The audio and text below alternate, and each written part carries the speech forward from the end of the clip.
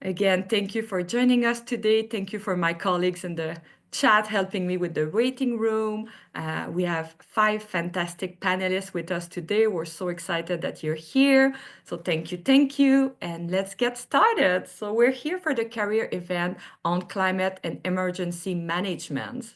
So those are programs we offer at Royal Roads University, and I know many students in many fields are interested in learning more about career opportunities and tips. So that's why we're doing this event today.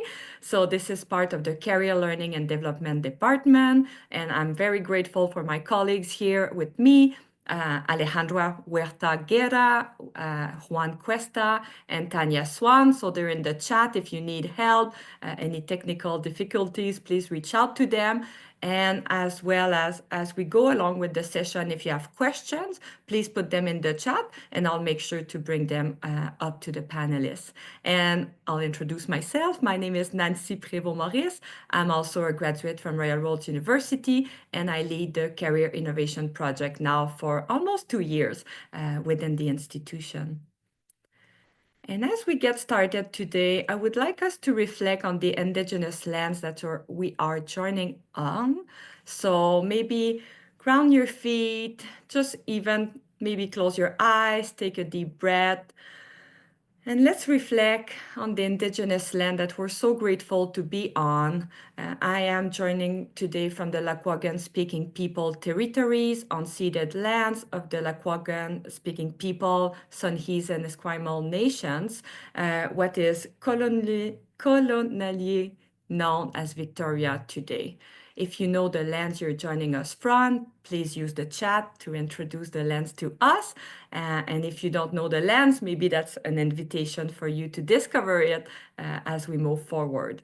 And I know some of my lovely Indigenous colleagues last week were inviting us at Royal Roads to reflect as we wrap up 2024.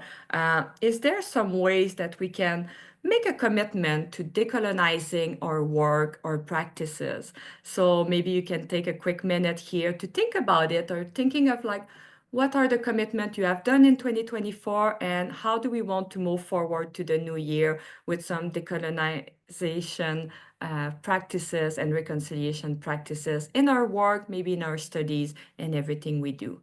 So thank you for this.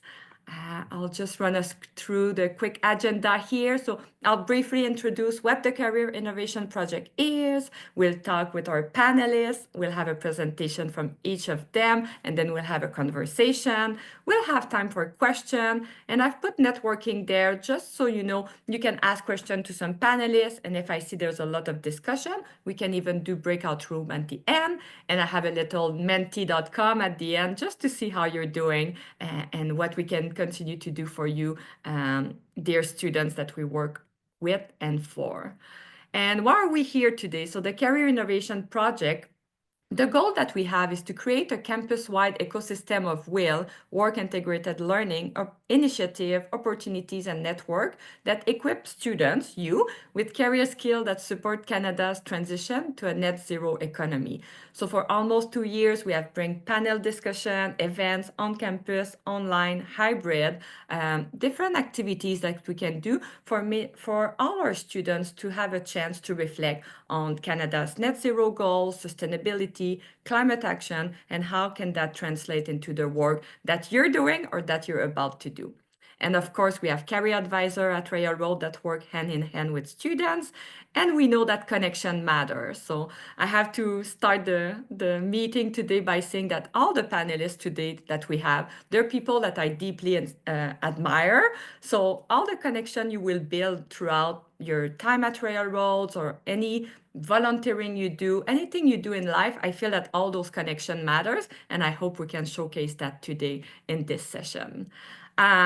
A reminder, Career Roads is really your go-to as a student to find all those events, job boards, resources. So we'll share more of those links with you with the recording, but just a quick invitation, if you have your cell phone, you want to sign up for Career Roads, that will be the time here. And let's pass it over to the panelists. That's the exciting part. So I will stop sharing here. And I've asked the panelists here to introduce briefly who they are, their organization, and the work that they're doing. And after we'll jump into some questions. So I'm curious, Kerri, if you want to start us off, and if some of you have slides, let me know, and you can share your slides too. So thank you so much. Oh, thanks, Nancy. I do have a few slides that I can share. I think I could share my screen. Let's Should be give it a able to. try. Thank you. Okay. Hmm.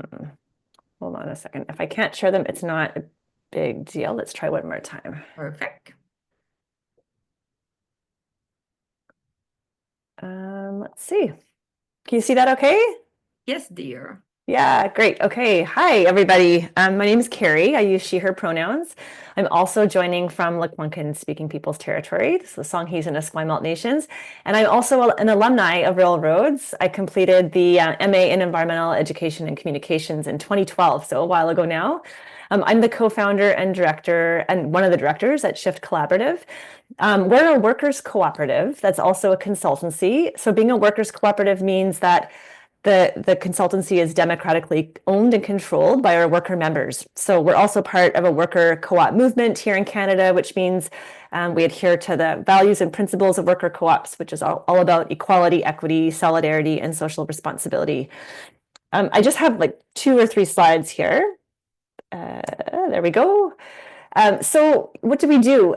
So we work across a whole lot of issues, but climate is really the one that I am focused on most. And we really, simply put, we work to support organizations and sectors to think and work better together to make progress on often tough, entrenched social and environmental issues. So we work at all scales, from the ground with community organizations and nonprofits, all the way up to international work and everything in between. So all levels of government, and often with multi-sector collaboratives. And a lot of the work that we do is working with partners and clients to design and facilitate projects and processes that are trying to achieve some kind of social impact. So sometimes that is about facilitating a process. Sometimes it's about consultation on policy. Sometimes it's about conducting an evaluation of a program and what kind of impact it has. Or other times it's supporting learning and leadership development. The focus on climate change really for Shift is looking at the human and the social dimensions of climate change. And the work that I do really focuses on looking at the intersection of health and equity and climate change. So just one more slide about who we are and what we do. I think a lot of what Shift makes us distinct is the approach that we take. So we draw on lots of tools and methods, and that's always evolving. But really what's core to our work is this orientation towards systems change. So really trying to look at root causes and bringing systems thinking and practice into our work. We focus on social innovation, so trying to support kind of novel and kind of new approaches and experimentation and iteration to really solve some of these kind of sticky issues and entrenched challenges. We work at this place where often the issues we're working on require different sectors to work better together. So working with multi-sector collaboration is really important. And then we really are focusing on strategic impact. So helping our partners and clients get clear about what they want to achieve and how they'll know that they're making progress to get there. And just an example of some of the work that we've done that's climate related. We've just completed working with NRCan to develop a practice guide on integrating climate equity into coastal adaptation work. We're working with the BC Ministry of Health to understand that climate change impacts on health and the health system in the province. We've supported scientists at the IPCC Intergovernmental Panel on Climate Change to have better decision-making practices and incorporate consensus into their work. I'm just trying to think of one more provincial example. We've designed and facilitated an engagement process to ensure that different sectors in the forestry sector, so forest companies, environmental organizations, First Nations, local governments, academics, all could be engaged together to have input into the BC Ministry of Forests Climate Adaptation Plan. So that's just some examples. I can share more if you have questions. But yeah, I think I'll stop there. That's an introduction to who we are. Very cool. Thank you, Kerri. And I already have a question for you, just knowing that you came to Railroad. I forgot you were a grad, so that's amazing. Yeah. Did you always thought of being a consultant, or is it something that kind of just appeared a few years down the road? Yeah, so Shift started in 2017. So it's something I was always interested in, but I started by working in the nonprofit sector for probably 10 years before I started consulting. I can share more about that journey, but yeah, started with the nonprofit sector and then it just sort of evolved into consulting work. Wonderful. Yeah, I know many students are interested in that path. So thank you so much. Yeah. And I think I'll pass it on to Laura if you want to introduce who you are and what you do. Thank you. For sure. Hi, folks. My name's Laura Heidenheim. My pronouns are she, her. I'm currently living in the unceded, unsurrendered traditional territory of the Algonquin Anishinaabe, also known contemporarily as Ottawa. And I might be sort of an example to folks as someone whose career has taken a lot of twists and turns, and perhaps anyone who's interested in sort of the myriad of directions a career can go in. I might be sort of someone who can speak to those kinds of questions. And certainly my career to date has really been about the sum of my experiences. And so, I started my undergrad in media production, actually, and did my master's in communication and culture. And a lot of my early work was really actually in the racialized gender-based violence space, working with families of missing and murdered Indigenous women and girls, a lot of grassroots organizing, anti-racism education programming, those kinds of things. And then it was in 2021 that I came to Royal Roads to join the MACAL program. I was one of the graduate diploma students. And in my time there, really grew an interest in the climate and environmental space. I really saw myself going into climate adaptation with a specific interest in the sort of gendered considerations around equitable climate adaptation and climate justice. But then my career took a bit of a turn in that I interviewed for a position with the federal government at Environment and Climate Change Canada.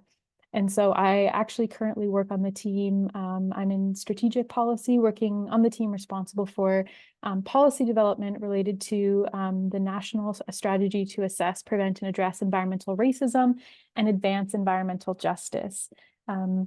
And I don't have any slides, but I will just put in the chat sort of a links to learn more about that. It's the title certainly a mouthful, but in essence, environmental racism and environmental justice in the context of this bill, it's really looking at sort of the convergence of social vulnerabilities and environmental risks and burden.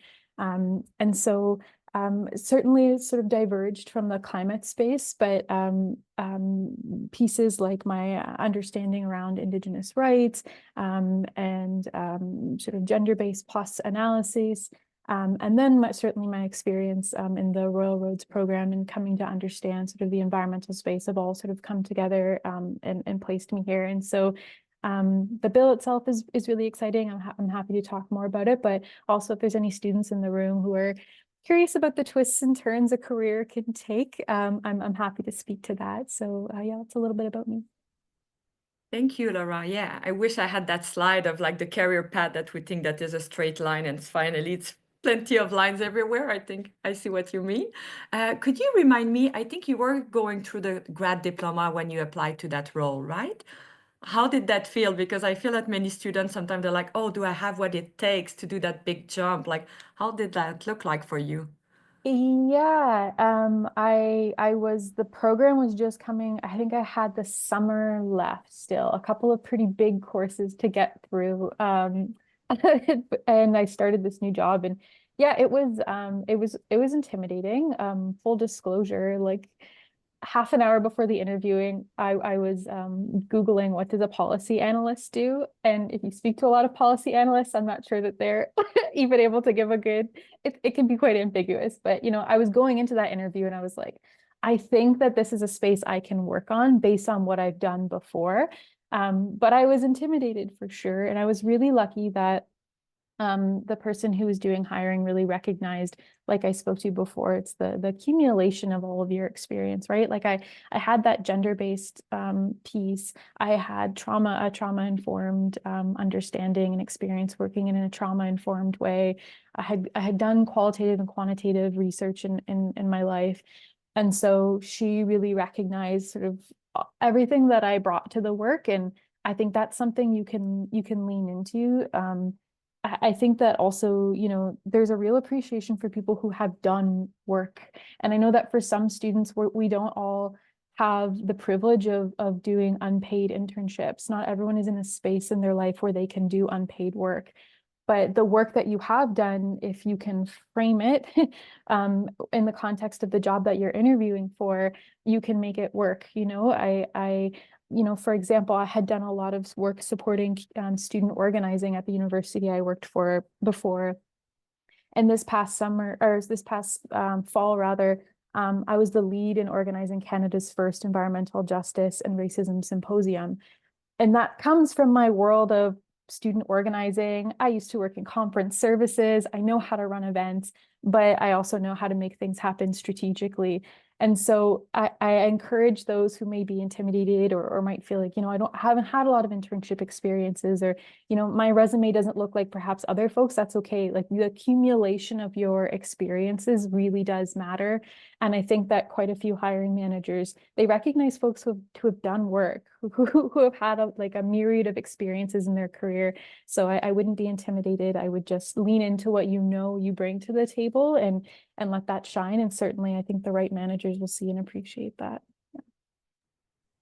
Wonderful. Thank you so much. Yeah. And at the beginning of the session, when I mentioned connection matters, so Laura and I were in the same program. So that's what happened a lot at Railroads. I find that the people in our cohort becomes our friends and people that we can kind of continue sharing, the professional knowledge and network. So thank you for being here. And I will pass it to Glen. And Glen, we met in the BC campaign emergency committee together. So tell us more about what you do. Yeah.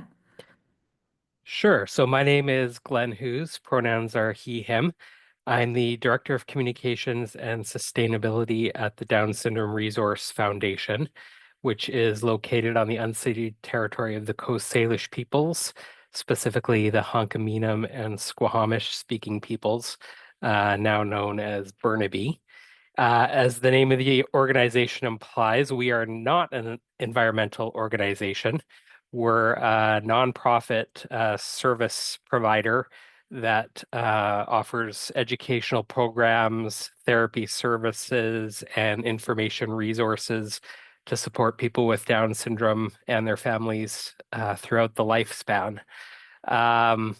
So I've had to answer the question many times how the environment and climate change relates to this, and I'm sure I'll be talking about that as we move through today. But like others, my career has been a very windy path that led me to a very unexpected place.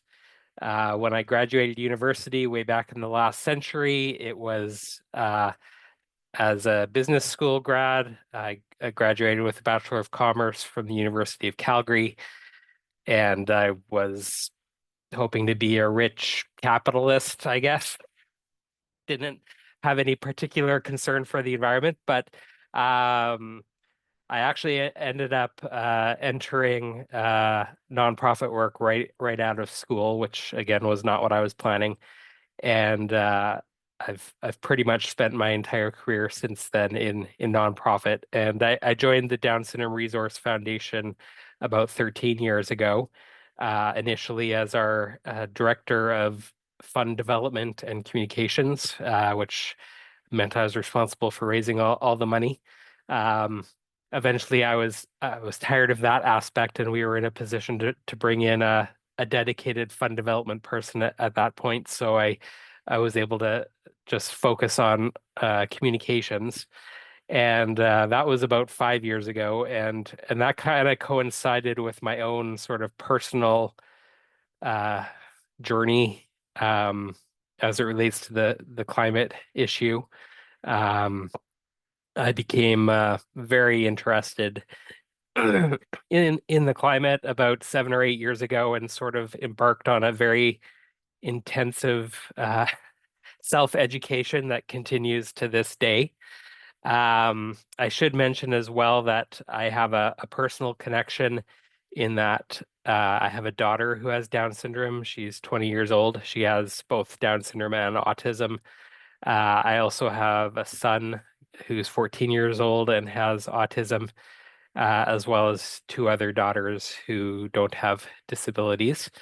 And sort of as I learned about climate change and started thinking about it in the context of my own family and what it means for my kids' futures. And then specifically as I experienced the 2021 BC heat dome with my daughter and sort of realized that a lot of sort of the common advice that's given for coping with events like that don't work very well with her. I really began to focus in on how climate impacts people with disabilities and particularly in our case those with Down syndrome. And I spent probably 2 or 3 years trying to find others working in that very specific space of climate change and disability. And I really wanted to plug in with others who sort of had that same very niche concern. I kind of came up empty. There are a few things going on, but really it didn't seem to be a space where a lot of people were working. And it took me sort of an embarrassingly long time to come to the realization that um, I was already where I needed to be. Um, I never had any desire to leave my job. I love my job. I love the organization, but I was feeling a lot of sort of internal pressure and desire to work on the climate issue, which I saw as the most important thing that any of us should be concerned with. And finally, about a year ago, I realized, okay, I already work with a population that's vulnerable to climate change, except none of them know it. Um, and so if I really wanted to make a difference as it relates to the climate, I was already well positioned to do so in the place where I am, where people need to understand more about what's happening. So about a year ago, I approached our executive director with a proposal to add sustainability to my role. And fortunately, he didn't need a lot of convincing once I sort of laid out the case, and he okayed it right away. So yeah, it's basically been about 9, 10 months since I had that sort of added to my official capacity. And yeah, I'll talk more as we go, I think, about what that means and what I do, but that's sort of my journey. Thank you so much for sharing, yeah, your story, Glenn. And for me, yeah, that's very inspiring to create almost your own role or title. So that's very courageous of you. And Hmm. I also know that I'm glad you're at the event because I feel that you know everyone. Everywhere I go, Glenn is there for climate. So you're really well connected. And I love, maybe we'll talk about how to network because I feel that you're putting yourself out there and you're educating all of us. So thank you for this. Yeah. No problem. And I'll pass it over to Jason. I think you're here if you want to introduce yourself. Yeah, you're a graduate as well from Railroads, working at Railroads. And if you have a few minutes to tell us, I think you're coming from with a municipal background, if you can talk to us about it. Thank you. Sure. Hi, everyone. My name is Jason Humphries. I am calling in from Railroads University and College campus on the traditional lands of the Lekwungen-speaking peoples in the Songhees Nation. Thanks for having me here. So I think like everyone else's backgrounds, we're all storied and we ended up from random places. So my career, like everyone else's, started completely differently. I was a mechanic years and years ago. And currently I am not a mechanic now. I'm the director of emergency management with the university, which is exciting right now as we have a new campus opening up soon. There's a lot of challenges and things that are going to come forward. So my progress to that, I've been in the fire service as well for 20 years. This is the first year I haven't been in the fire service in my adulthood, so it's a weird progression, not wearing a uniform or anything. And I also worked in a federal prison for for 8 years, but concurrently while being in the fire service. So what I do here is just work with policies and procedures and active planning for any emergency, big and small, weather-related events, and also responding to those events, which isn't a lot different than a municipal organization. Within the last 6 years, I'd say more emphasis has been put on climate change within emergencies. The two were very separate. They never met in my world previous to that. So for us older folks, it was harder for me to accept that they were indeed the same thing. So now that luckily that step has been made, and we're really working concurrently with different programs, which is good for funding. Most recently, I came from the District of Sauk as their emergency manager, and the only events that I responded to as an emergency manager were climate events. So flooding, windstorms, these mudslides, they were all climate events in one way or another. So that shift has currently been made for all municipalities where legislation has changed as well. And thanks to my schooling from Royal Roads, I've been able to capitalize on relationships, and I think someone else mentioned the relationships that they built. Nancy, that might have been yourself, which has helped me bridge a lot of gaps in terms of making connections. And this is a relatively new field. The way it looks now, it's a lot different. Emergency management was a holdover from the Cold War, where it was just preparing people for bombs and things, and now we're really focused on the social aspect of emergencies. There's no disaster without people, and that's where the focus is now, and that's what I did. Yeah, amazing. Thank you, Jason. Wow. Just hearing at your career, I'm like, are you 10,000 years old? Like, you did so much. I'm pretty old, yeah. I'm old enough. Yeah, thank you for that. And I'm sure students will have question about that transition. Exactly. That's amazing. Sure. Yeah. And I think someone from the same program, Louise, if you want to present yourself. And I said MADEM, and not that doesn't resonate for everyone. So it's a Master Disaster and Emergency Management. So yeah, tell us about you, Louise. Thank you. Hi, my name is Louise Pick, and I use she, her pronouns, and I'm calling in today from the traditional and unceded territories of the Katzie, Kwantlen, and Semiahoo First Nations. I'm actually at work today. I'm calling from the Provincial Regional Emergency Operations Center for the Southwest. Yeah, so I'm currently enrolled in the Masters of Disaster and Emergency Management at Royal Roads. I'm hoping that I'll be finished in March, so that's pretty exciting. Similar to some of these other panelists, I have had a very atypical career journey. My background is actually in emergency medicine.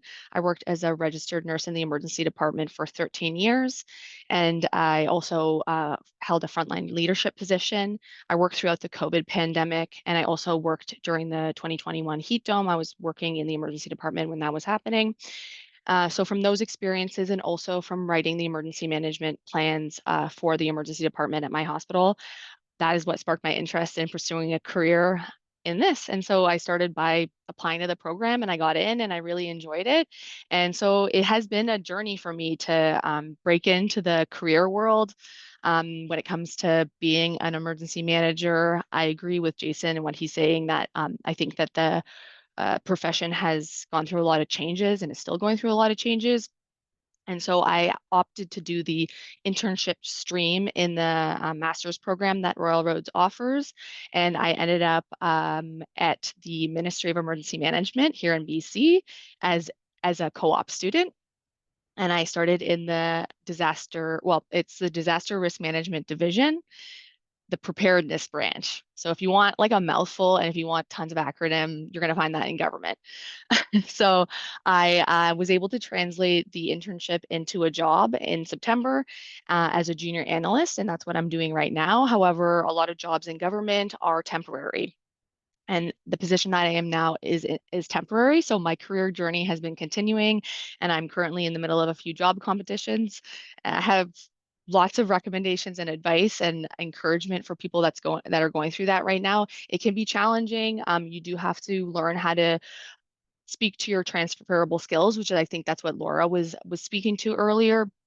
Some people you can come up to people that maybe have a certain perception of what like a classic emergency manager might be. But what I have found in government is that a lot of people come from lots of different diverse backgrounds, and not everyone has had that kind of like first responder traditional background, and that's okay. And I think the diversity is really important right now because, as we know, disasters and the climate crisis, they're very complex, wicked problems, and we need kind of everybody, all hands on deck. And that diversity, I think, is what is going to help us as a collective work through these really complex issues.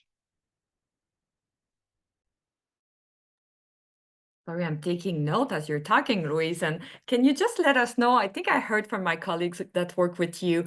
You were really specific, I think, when you look for your internship. You had something in mind and you were like, okay, what will bring me kind of a return of investment or like the most growth? Like, so what was your thought process? Well, one thing that I didn't realize going into the internship program is that it was going to be very similar to what it looks like when you're looking for a job. And because of my background, I didn't really have a lot of like connections. I didn't have a network. I didn't even have a LinkedIn. And so I actually had to build that all in a very short period of time through the prerequisite that you have to do for the internship, which is the HumSIP course, and with a ton of support from Alejandra. And I want to just take a moment to express my appreciation. And so what I knew that I didn't want to work in healthcare, I knew that I wanted to have an internship experience that was outside of healthcare because that is where my expertise lies. Healthcare is like healthcare emergency management. I got that. And I'm doing this master's because I'm interested in the whole spectrum of emergency management. So that's kind of what I was targeting, was that were internships in different levels of government outside of healthcare. However, it was super challenging just because I did not have a network there. And yeah, it's basically like applying for jobs when you're applying for an internship. Thank you. I love it. Perfect. And I think we'll go, and people, please keep your question coming and going. I know that I'm getting a lot in the chat, and I will just look here. So my first question for all of you, and feel free to be popcorn style, and I'll just highlight all of you here. What are the skills and the trends that you see in your field of practice? And how can our students get ready for real life challenges? We talk about it a lot in our program, but really, yeah, what do you see that is going on in your career or in your organizations? I can start, Nancy, to kick us off. I love this question so much because I think about this a lot. So in my line of work, and I think anyone who's working on climate change would recognize that we're in a bit of a polycrisis right now. So climate change is manifesting at the same time as widening inequities and a housing affordability crisis, and on and on and on. So I think the ability to be able to think and work across disciplines and sectors is really critical. And we always are looking for that when we're looking to recruit people, and sort of like the ability to multi-solve. So how can you create environmental solutions that also are enhancing equity, for example, or really making progress on reconciliation? And one of the other key things I think is just, it's in relation to that, but being able to work in environments where there's a lot of complexity and uncertainty. So as we know, like just climate change it's changing the context of our communities, it's changing the context of policy very rapidly. And so there's a lot of uncertainty in that, especially in the adaptation space. And so not being able to have like the playbook or the toolkit or the answer, and being able to be okay with that, and to be able to really navigate those interconnections is really important. I think just the last piece, well, maybe two more quickly I'll say, is there's a really big call for equity, justice, diversity, inclusion, and reconciliation. So I'm really thinking about what that means in terms of your practice, and being able to kind of show up authentically and doing your own work, I think, on that is really important. And that's something that you may or may not learn on the job, but I think it's important work for all of us in this space to be doing. And the last thing I'll say, which in my work, might not be in everyone's, but in my work, it's really important. We're living in a time where there's increased polarization. So there's really a lot of kind of heightened divisions in public discourse, in different perspectives on social and environmental issues. And so having the skills to be able to kind of tend to what's beneath the waterline. So really those invisible kind of aspects of values, attitudes, perspectives, and be able to work with diversity in perspectives, I think is an increasingly important skill in this work. I can maybe piggyback a bit off of what Kerri has said, because I think some of my reflections on this question were quite similar. You know, like I shared, like I'm relatively new to the government space, the federal government space, but I think a piece that I've seen come across really strongly is how important situational awareness is. And certainly if you're applying for work, how that will make you stand out. And these pieces are all publicly available, right? Like you start with the speech from the throne, you read the mandate letter for the department that you're interested in. Those things actually influence like daily decisions and operations within departments, and they matter. They give you a sense of the direction of the government, of the priorities of the department that you want to work in. But it also just makes you a really good policy analyst to be able to knit those pieces together. I'm in a special circumstance, being in strategic policy, working on something that's new and emerging. We specifically have to be able to do that to knit pieces together, but it really makes you a good policy analyst. And if you've never done policy before, I think that's like the early efforts of it, is demonstrating that you know how to knit things together and you know how to be strategic. There's a saying that's very popular in the government. It's fearless advice, loyal implementation. And so that means that you do your research, and that your research stands solidly on sort of the structures and things that are you know, available to you. But then you do have to do that loyal implementation. You will be told the direction at the end of the day. But having that understanding of the government's sort of objectives allows you to do that in a way that is really, really effective. And I think it allows you to move equity pieces along that matter to you and to your team. And then the last thing I'll just say on what Kerri said is that I think, you know, just positioning myself quickly too, I'm a white settler of mixed European descent. I think specifically for white folks entering this space, there is so much information, and there is a responsibility to take the information that's available and use it. Come from a rights-based perspective. Just do it. You know, like you can read the treaties that are pertinent to, you know, the context that you're working in. You can read the United Nations Declaration Act. You can read the MMIWG Calls to Justice, TRC, RCAP. There are decades of information. I mean, those are sort of more reconciliation-based pieces, and the rights-based pieces separate, not to confuse them, but you can come from that place. So I think that will make you stand out. You don't have to wait to do it as you come into certainly interviews, but also as you apply it to your work. Glenn, I see your hands up, and then Jason, yeah. Sure.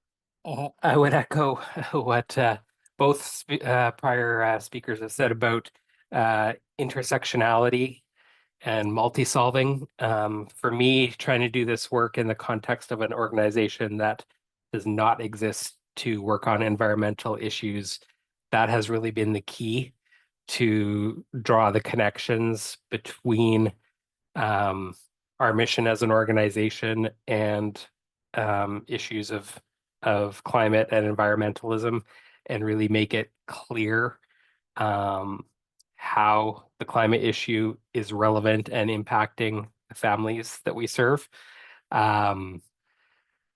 It's been made very clear to me that I have to keep that front of mind in my work at all times. They're not paying me to be an environmentalist, they're paying me to support people with Down syndrome. So everything I do sort of on the clock has to have that connection really clear. And unfortunately, there's a bit of a generational thing with this, I think. and by no means across the board. I don't want to generalize too much, but I have had some issues with some older board members and some older donors who sort of take issue with, like, why are you talking about that? That's not what this organization is about. I've had to really try to explain it. And with our staff, on the other hand, who are largely quite a bit younger than me, it seems to be much more second nature to them, to see not only climate but general social responsibility issues as being connected to what we do. And they're very much wanting their career to be in line with their social values. It's extremely important in a way that I find has not been the case for those who are a little bit older.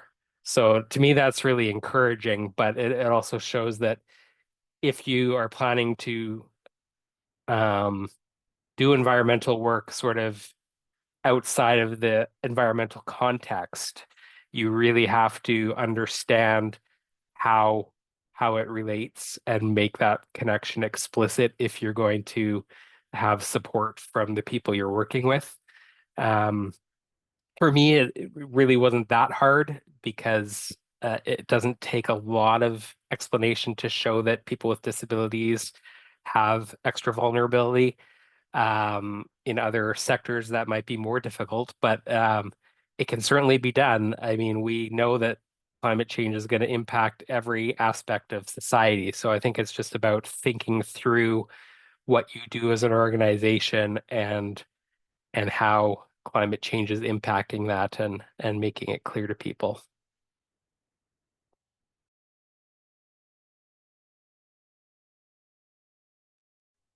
Jason, did you want to add something? I think I saw your hands. Yeah. Yeah, I think everyone spoke so well. I'm probably going to ruin it all now. What skills and trends do you see? So in my experience with the District of Souk, and so I was in the fire service with the federal government as well. Because this conversion of fields is fairly new, what seems to happen is that you're a catch-all for work, and everything bleeds into you, especially if you're coming from a municipality or even a railroads. Anything that may touch, I mean, practically, that may touch climate change or disaster management or emergencies, falls to you. So your scope gets really big really fast, and you just have to maintain a curious attitude when it comes to these things and not get pigeonholed into one perspective. As an example, here I'm responsible for parking at railroads, and you know, in a weird downstream effect, it does link in with climate change and sustainability and all these factors. It's a long reach, but you have to have some latitude with yourself to be able to take on these responsibilities, and that's all a learning curve. And everybody and my colleagues when I work for municipalities, we're in the same boat. It's just maintain your curiosity and remain calm above all else, and you'll fit in with everybody else. The secret is, it's no secret, is nobody knows more than you. You're all in this together, and you just kind of weed through one problem at a time.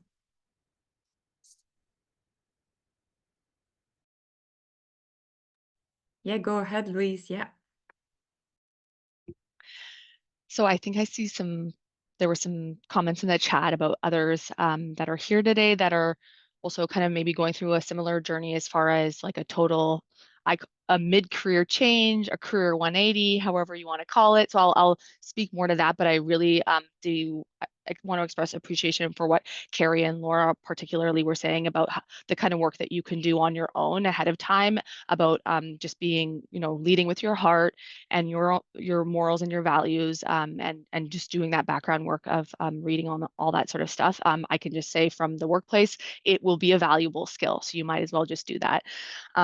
But just as far as how you want to do that, you know, whether you get to do an internship or not, a big thing is just taking like stock of all of your skills that you have, and trying to make the connections as far as like how you will market those skills and how they might be transferable, getting a LinkedIn, doing market research. So looking at the different jobs that are out there, attending these sorts of things.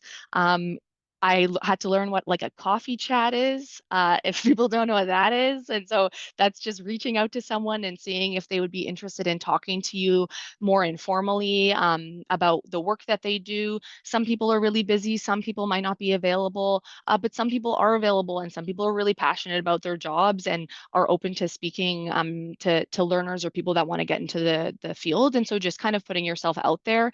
I know that's difficult. I was there, networking felt extremely awkward to me and very foreign to me, but in a way that was also like a type of skill that I had to build. And so just giving yourself grace through this journey and knowing like you're going to get some no's, that's okay. It's not necessarily a reflection on yourself. It just might have not been the right fit or the right time. And I really like what Laura said about the right managers. I was really fortunate where I landed at the ministry. The woman that hired me and who was my supervisor ended up becoming a mentor for me because she is someone that really does value like a diverse background and really saw the skills that I was bringing to the table, even though I was coming from an atypical background. And so that's been a really powerful thing to have someone like that on my side and has been able to help me. And she's been like, now she's a reference for me as I'm applying for more jobs. So that's great. So if you come across people like that, and you could find them in any space, they might even be your professors in your courses. Those are some people you can reach out to and just see if they'd be willing to be that kind of person for you. Wow, that's a lot to think about. Thank you so much, everyone. Yeah, and I have one more question, and then I'll have a question too for Kerri. I think people are asking me in the chat, how do we become consultants? So I'll ask you in a few minutes. But because the Career Innovation Project is about sustainability and Canada's net zero goals, would you have an advice or what you see that how sustainability and climate action, I think you answered to that, but how do you see it playing in your organization? And I'm asking because I know many students will be, for example, presenting a project and they have a slide at the end on sustainability. And often we're like, no, that's no longer the case. A bit like Glen, you said, it's maybe 10, 20 years ago that was the case, but now sustainability and climate action needs to be at the core of what we do. So I'm just curious if you have stories of what you do at your organization or maybe other people you know that do it really well, how to embed climate action and sustainability into the work.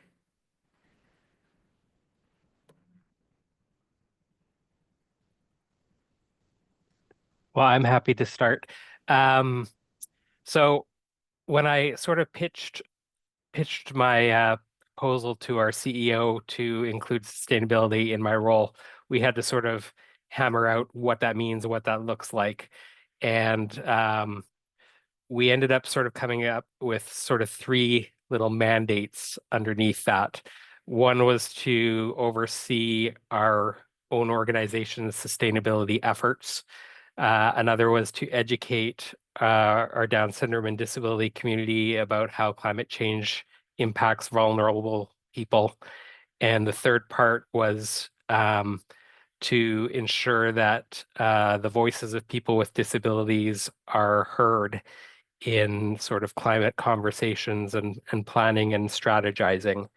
So I've sort of started a number of initiatives under each of those things, and proud to say that we've made some pretty good sustainability strides as an organization this year. The big one for me is the education piece of our community, and helping people to see this as an issue that they should care about, which is really hard in a community that already feels like it has to constantly advocate for itself in so many ways, and they're dealing with issues that maybe seem more urgent, like income support and healthcare and things like that.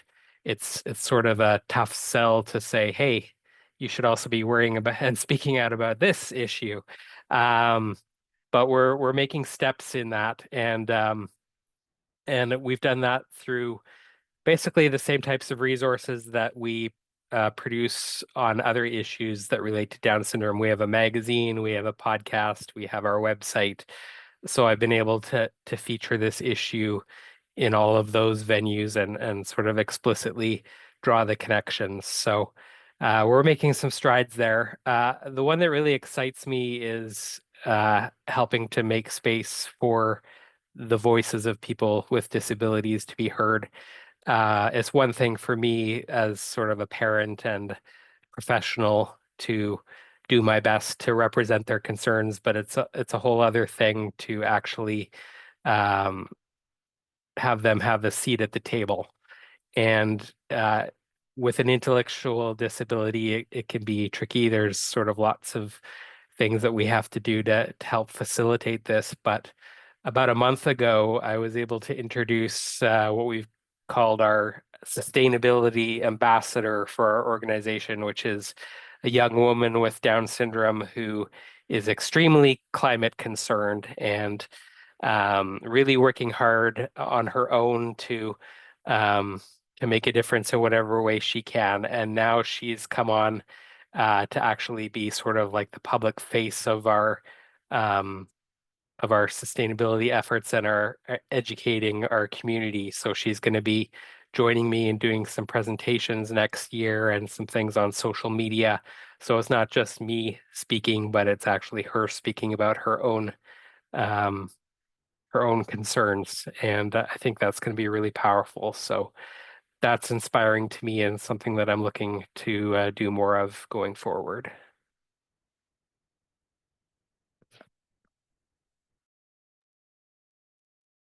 Anyone else wants to jump in?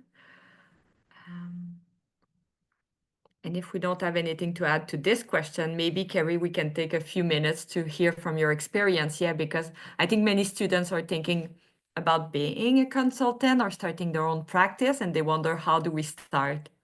Yeah, it's a great question. And in my personal experience, I started being a consultant because we were seeing gaps in services that were in jobs that, were just about right, but not quite. And so rather than it actually started because we were recommending, like, why don't you have someone do this? And they said, well, can you do that? And so then we got hired to do it. But a few really practical things. I mean, I think I don't understand hockey at all, but it's just a hockey metaphor that comes up to like skating to where the puck's going to be, right? So when you're in the consulting field, like really seeing like what's needed in the field you're in and like what's coming up is like staying abreast of that.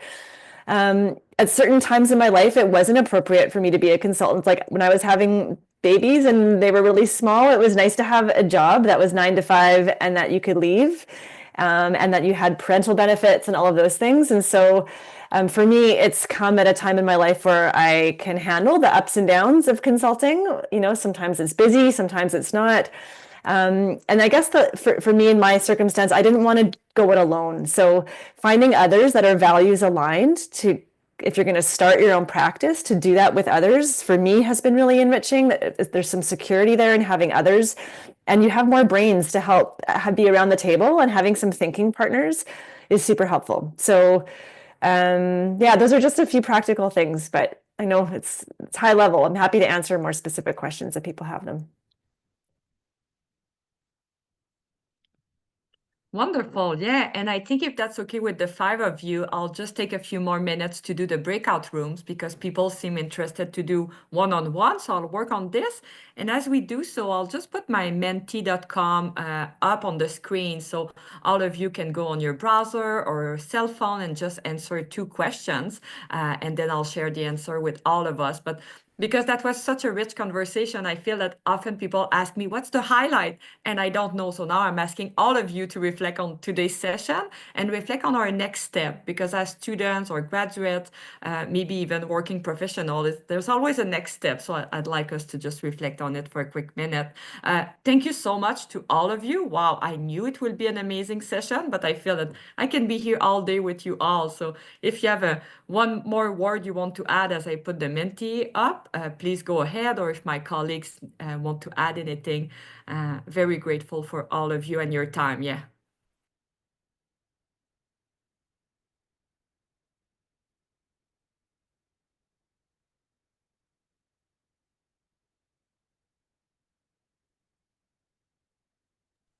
Oh, I'll just go to my last slide here and you can find the Menti. And of course, as always, our panelists, our student, anyone who has questions, you can use careerservices@royalroads.ca. And this is the menti.com. And I will open it to see your answers. And I will just stop the recording here.